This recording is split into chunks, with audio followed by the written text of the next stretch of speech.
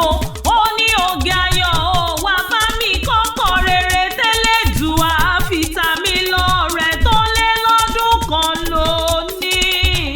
Ó ní mọ́ládé orí tó ṣe é mú yangàn láwùjọ. Ó nífẹ̀ẹ́ ayé mi ní jọ̀wọ́ wá bá mi yẹ sí. Ọlọ́rẹ́ mi ní jọ̀wọ́ wá bá mi ṣàpọ́nlé rẹ̀ gidi. Ọlọ́kọ tó máa pọ́nlé aya ní jọ̀wọ́ wá bá mi gbé gẹ́gẹ́ bí ẹ̀yìn. Ó ní bàbá mi ní jọ̀wọ́ wá bá mi dúpẹ́ lọ́wọ́ rẹ̀ fún ìtọ́jú. Ó ní bàbá àwọn ọmọ mi ní jọ̀wọ́ wá bá mi kíra fábíàmọ́ tòótọ́. Ó láṣọ iyì mi ní ó lè jìká mi tí ó jáṣọ ó bọ́ lọ́rùn mi ní.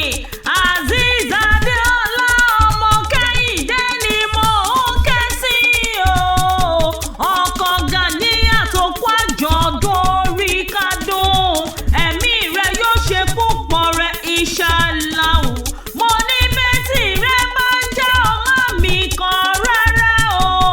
Aya rẹ̀ ló ní mọ̀ pé ó ní gbèjègbèjọ.